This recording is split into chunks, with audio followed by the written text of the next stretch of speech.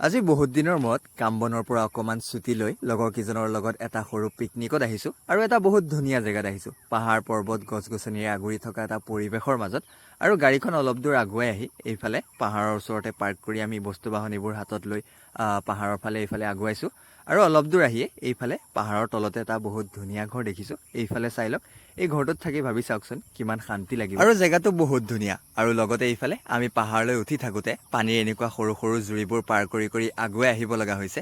বাকী সকলোৱে হাঁহি ফূৰ্তিৰে নাচি বাগি এখোজ দুখোজকৈ আগুৱাই আহি একদম ওপৰ পালোহি আৰু পাহাৰৰ ওপৰত আহি এডাল আচৰিত গছ দেখিছোঁ। এইফালে চাই লওক, এই গছজোপাৰ ওপৰেদি কেনেকৈ ধোঁৱা ওলাই আছে।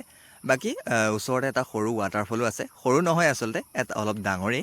আৰু পানী দেখি মই ৰৈ থাকিব পৰা নাই, ধুমাধুম নামি গা ধোৱাতহে লাগিছোঁ। বাকী আপোনালোকো আহিব পাৰে, বহুত ধুনীয়া জেগা। কাৰ্বি আংলঙৰ কাইটেলেংছৰ ওচৰতে আছে হুৰনাটছু বুলি ৱাটাৰফলটো। বাকী আমি গা পা ধুলোঁ ধুনীয়াকৈ, তাতে সৰু সুৰা পিকনিক এটাও খালোঁ। বাকী আজিলৈ আহিছোঁ, যদিহে মোক ছাপোৰ্ট কৰে ফ'ল' কৰিব পাৰে। Bye bye.